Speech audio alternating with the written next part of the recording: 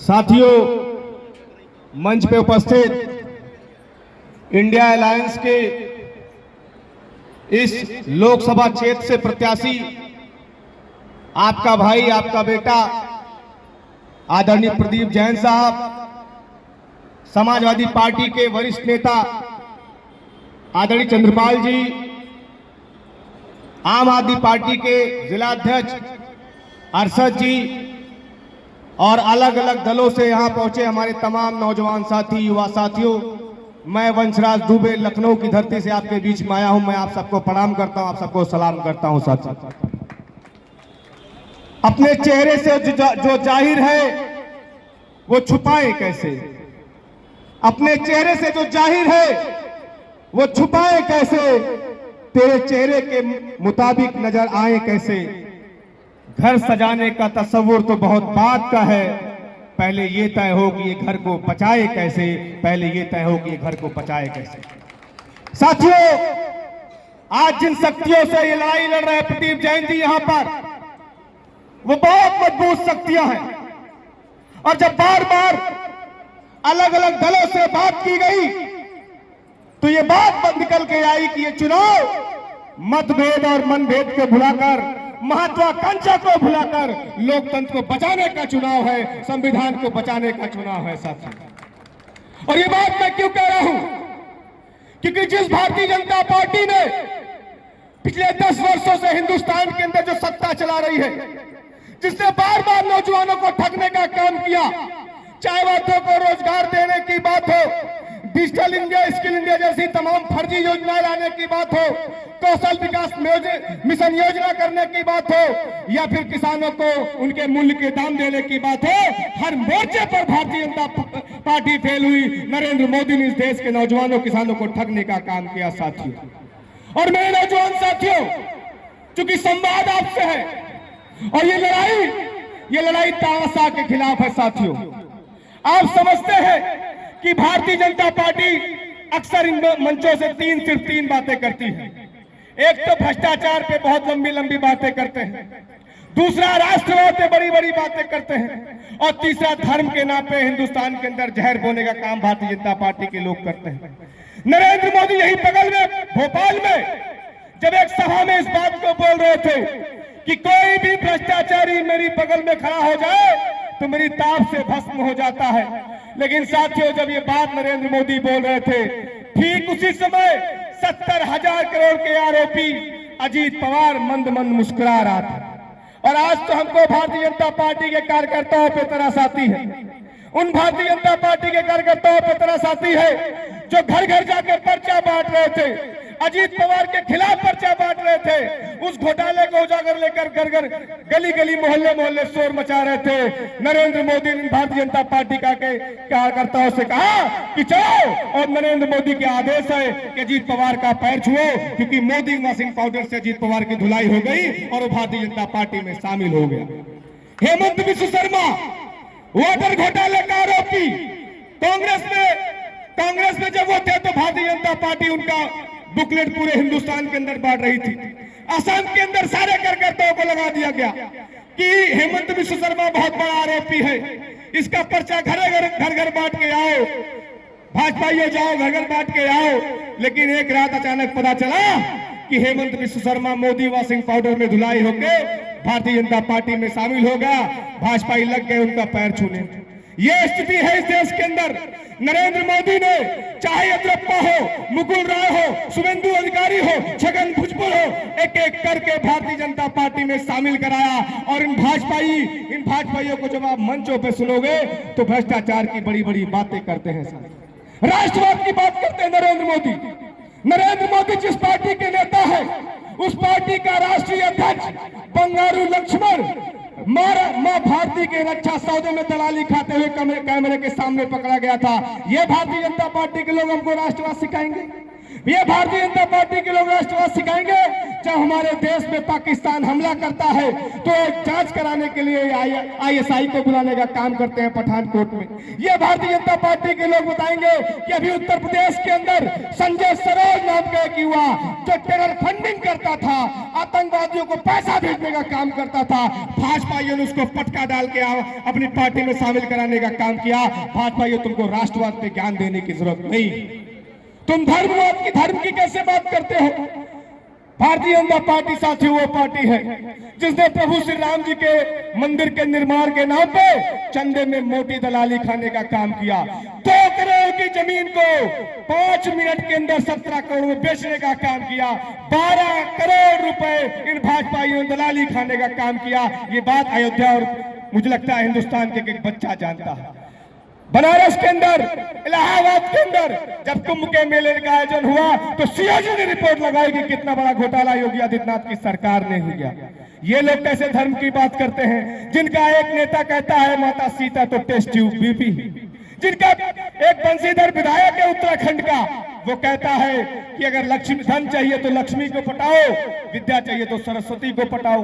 तो भाजपा ये तुमको धर्म के ऊपर बोलने का कोई अधिकार नहीं है। नौजवानों, मेरे दोस्तों, हम लोग सुप्रीम कोर्ट का आभार प्रकट करते हैं सुप्रीम कोर्ट का कि जिसने चुनाव से ठीक पहले भारतीय जनता पार्टी द्वारा किया गया सबसे बड़ा घोटाला देश के सामने लाने का काम किया। इलेक्टोरल बॉन्ड के जरिए जो भारतीय जनता पार्टी पूरे हिंदुस्तान के अंदर सारी कंपनियों को, सारे व्यापारियों को मोटा उनसे चंदा लेने का काम कर रही थी। आप देखते हैं गली गली, मोहल्ले मोहल्ले भारतीय जनता पार्टी राजनीति करती है चिकन पे, बीफ पे, गोश्त पे। और इन भाजपाइयों ने बीफ की सबसे बड़ी एक्सपोर्टर जो एक्सपोर्ट करने वाली कंपनी है, इन भाजपाइयों ने उससे भी चंदा ले लिया इलेक्टोरल बॉन्ड के जरिए। ये दरअसल इनकी सच्चाई है साथी। इसलिए मैं उनसे कहना चाहता हूं, उनसे कह दो कि रंजोगम पैदा न करें, उनसे कह दो कि रंजोगम पैदा न करें, चमन में चले लेकिन फूलों को रौदा न करें। और कह दो अदालत के उन मुकरे हुए गवाहों से कि झूठ तो बोले लेकिन लूट का सौदा न करें। झांसी के युवाओं के जज्बातों की जो लूट हुई है 10 वर्षों से, जो इनको ठगने का काम किया गया है, एक मौका प्रदीप जैन जी आपके बीच में है। हम यहाँ जो भी संख्या में मौजूद हैं, आज हमको एक ताकत के साथ, एक संकल्प के साथ यहाँ से निकल के जाना है कि घर घर जाएंगे, प्रदीप जैन जी के विचारों को घर घर लेकर जाएंगे, इंडिया अलायंस के मुद्दों को घर घर लेके जाएंगे। और जो भारतीय जनता पार्टी का सांसद है, जो AC में रहने वाला नेता है, उसको जमीन पे इस बार पटक कर दिखाएंगे। जिस जनता ने, जिस झांसी की जनता ने उसको अर्श पे पहुंचाया, वही झांसी का युवा इस बार इनको फर्श पे पहुंचाने का काम करेगी साथियों, इस बार इनको फर्श पे पहुंचाने का काम करेगी। प्रदीप जैन जी, मैं जब सुबह लखनऊ से आया तो हमको एक बुजुर्ग मिल गए और एक माताजी मिली। माताजी ने कहा कि भैया अभी मैं अनुराग शर्मा जी के पास गई थी और मैंने कहा कि शर्मा जी पानी की बड़ी किल्लत है, थोड़ा जल्दी से इसका समाधान करिए।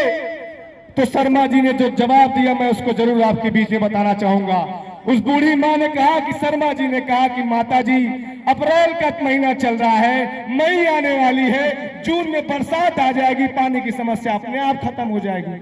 आप क्यों परेशान हो रही है पानी के लिए? तो ये है आपके लोकसभा के जो कैंडिडेट जिनको आपने भेजने का काम किया। एक नौजवान खड़ा था,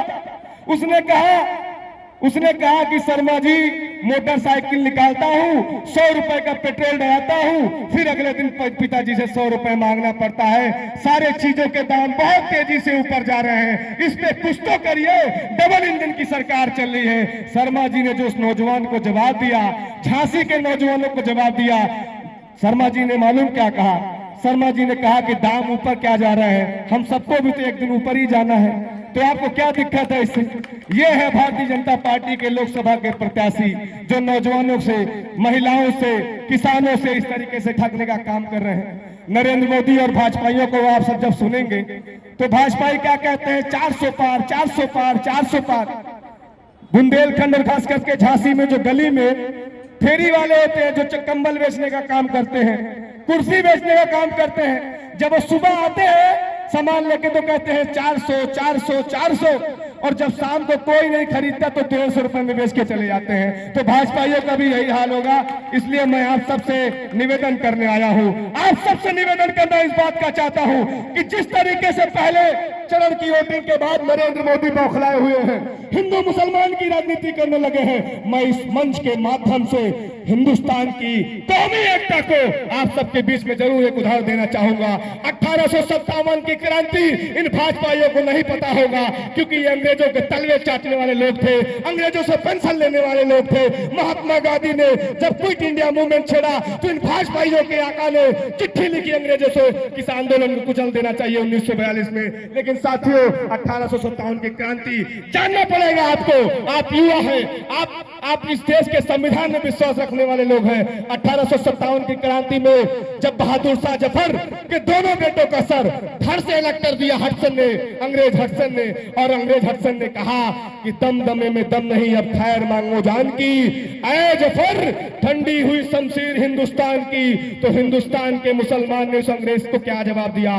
भाजपाइयों, इस मंच से सुन लेना, हिंदुस्तान के मुसलमान ने उस अंग्रेज को जवाब दिया कि गाजियों में बू रहेगी जब तलक ईमान की, तख्त लंदन तक चलेगी तेग हिंदुस्तान की। ये है हिंदुस्तान का मुसलमान, ये हमारी गंगा जमुनी तहजीब है। तुम इसको तोड़ने का प्रयास करोगे, हम लड़ेंगे। और जिस तरीके से हिंदुस्तान, झांसी की जनता ने तुमको अर्श में पहुंचाया है, वही जनता इस बार तुमको फर्श में पहुंचाने का काम करेगी। साथियों, आज लगातार आप सुन रहे हैं, मानी हमारे प्रदीप जैन भी, बड़े भैया भी सुन रहे होंगे लगातार। भाजपा कह रहे हैं इस बार 400 पार इसलिए हम मांग रहे हैं क्योंकि संविधान बदलना है। एक नहीं, लल्लू सिंह सांसद है भारतीय जनता पार्टी अयोध्या का, उसने कहा कि अगर इस बार तुम चूक गए 400 पार देने में तो ये बात याद रखना, जो संविधान हमको बदलना है वो हम बदल नहीं पाएंगे।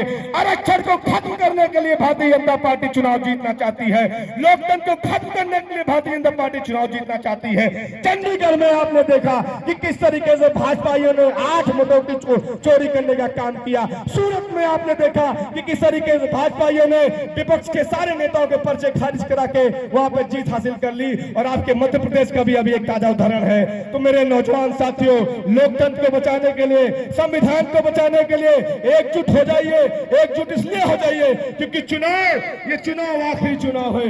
ये चुनाव इसलिए है क्योंकि जो कहते हैं इस आदि में परना तोला जाएगा, जो इस बात पे खुश है कि हमसे लब ना खोला जाएगा, उनसे कहो हम तूफानों से डरने वाले लोग नहीं। नरेंद्र मोदी अगर इस देश में 700 किसानों के कातिल हैं तो मरते दम तक नरेंद्र मोदी को कातिल बोला जाएगा, बोला जाएगा, बोला जाएगा। बहुत बहुत धन्यवाद माननीय प्रदीप जैन जी। मैं आपको विश्वास दिलाता हूं कि आम आदमी पार्टी का जो भी सिपाही है, चाहे हमारे अरशद भाई हो, सचिन साहू हो, देवांश हो, या जुबिन हो, या फिर अंकित परिहार हो, जितने भी हमारे आम आदमी पार्टी के साथी हैं, हम लोग अरविंद केजरीवाल, संजय सिंह जी की नर्सरी से निकले हुए छात्र हैं। मैं आपको विश्वास दिला के जाता हूं कि 20 तारीख तक हमारा एक भी साथी आपका साथ छोड़ने नहीं जा रहा है। 24 घंटे रातों दिन आपके साथ लगकर आपको यहां से हम लोग विजयी बना के मेंबर ऑफ पार्लियामेंट बनाने का काम करेंगे। इन्हीं बातों के साथ मैं अपनी बात को विराम देता हूं। बहुत बहुत धन्यवाद। इनकलाब जिंदाबाद, भारत माता की जय।